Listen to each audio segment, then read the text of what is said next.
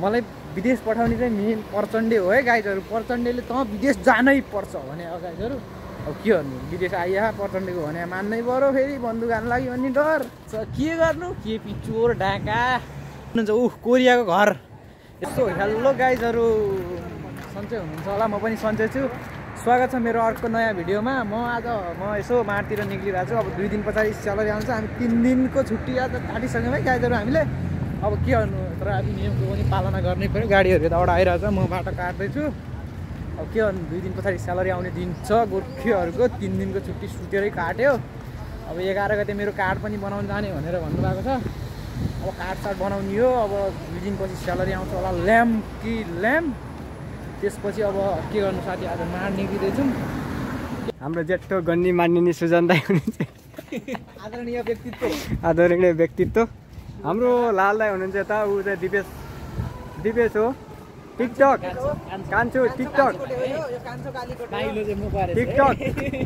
TikTok host, TikTok star, TikTok live भावी YouTuber बन्न चाहने एकदम सकिङ व्यक्ति हो है। सब्स्क्राइब गर्दिन म विनम्र अनुरोध गर्दछु। पनि पारी मसाजी पनि छ, तर हामी जान्नौँ। तर गाई 2 दिनपछि हाम्रो स्यालेरी आउँदैछ। लाल दाइको पनि स्यालेरी आउँछ है। जसले लाल दाइको त्यो 3 दिनको छुट्टी त गऱ्यो। अब 2 दिनपछि कुल्ली गर्नुपर्छ नि त गाइजहरू। अब के गर्नु, यस्तै छ। माड पनि हामी आइसक्यौँ। मेरो अगाडि हुनुहुन्छ 3 जना गोर्खेहरूको हिँडाइ हेर्नुहोस् है। टक्क लाएर गोर्खे दाई साथीहरू हिँड्दै हुनुहुन्छ। म पछाडि यसो आज नयाँ एउटा भिडियो लिएर आएको छु। त्यस्तो खासै विशेष त केही छैन। मेरो साथीहरूसँग भेटौँ न भनेर के छ भने युट्युबलाई सब्सक्राइब गरिदिनुहोस्, साथ सपोर्ट गरिदिनुहोस्। अब कोरियाको नयाँ अपडेटहरू आउँदैछ। अब के गर्नु है, कोरियामा चाहिँ अब यस्तै छ। के नेपालमा साथीहरूले आउन पाएन। अब यसलाई के भन्नुहुन्छ, कोरियाको घर यसरी बोक्ने हो, हिँड्ने हो। अब कस्तो हेर्नु त, फ्युचर ड्रिम हो गाइज। आहा यस्तो घर छ हेर्नु है। के गर्नु अब, यस्तो घर भयो भने त के चाहियो साथीहरू। मजाको घर सर छ। अब आफूलाई नि यस्तै घर बनाउन मन लाग्छ। के गर्नु, के पिचोर ढाकाले गर्दा कुल्ली जस्तो बन्नु पर्यो गाइजहरू। यस्तो राम्रो घरहरू गाडीमै बोकेर हिँड्छ यहाँमा। यस्तो डेभलपमेन्ट कन्ट्री भने डेभलपमेन्ट कन्ट्री हो क्या। आफू भने यहाँ कुल्ली गर्नु पर्यो। भाषा बुझ्दैन, पढेर पनि बिर्सिसक्यो। जोक छ क्या प्रधानमन्त्री प्रचण्डे चोर देश छोड भन्ने हो। अब के गर्नु, अब विदेश पठायो है। मलाई विदेश पठाउने मेन प्रचण्डे हो। प्रचण्डेले जा भनेको। मेरो साथी दादा आउनुभएको हाम्रो माडमा सामान लिएर अब गाडीमा जाँदै हुनुहुन्छ। अब हामी चाहिँ यहीँ छौँ। मलाई विदेश पठाउने चाहिँ मेन प्रचण्डे हो है गाइजहरू। प्रचण्डेले त विदेश जानै पर्छ भने अब गाइजहरू अब के गर्नु, विदेश आइया प्रचण्डेको भने मान्नै पऱ्यो, फेरि बन्दुक हान्नु लागि भन्ने डर। ल आइयो माडमा सोसियल। अब माडमा चाहिँ यहाँ हामी दाइहरू हाम्रो गोर्खे छिङ्गे हामीले खान्छ यता भन्नु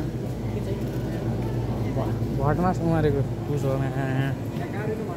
हे ल माडमा पनि आयो गाइजहरू। के गर्नु अब, यहाँ नेपालमा चाहिँ त जति खान्छौ खाऊ है फ्रीमा भन्ने। अब यहाँ कस्तो छ माड हेर्नु चाहिँ गाइजहरू। नेपालमा चाहिँ आफ्नो घर आरू पाक्यो भने कुले खाइदियोस् भन्ने हुन्छ। ल यहाँ आरूको मूल्य हेर्नुहोस्। यहाँ आरूको मूल्य हेर्दै बस्नु यस्तो छ। नेपालमा चाहिँ कुले खाइदियोस्, मेरै घरमा पाक्यो भने कुले खाइदियोस् भन्थेँ म। यहाँ यत्रो बडा मानको मूल्य राख्दै 2 जना आरू राख्दै। के गर्नु है, म त ढले यस्तो छ माडमा। माडको हालत आफ्नो गाउँमा फलेको बेलामा चाहिँ फालेरै जान्थ्यो।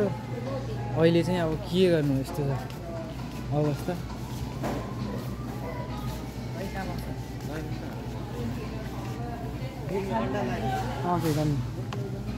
के गर्नु साथीहरू, यस्तै छ यहाँ। अब यसो मिलाएर म माडमा डुल्दैछु कि प्रचण्डीले पठाएको मलाई यहाँ विदेश जा भनेर।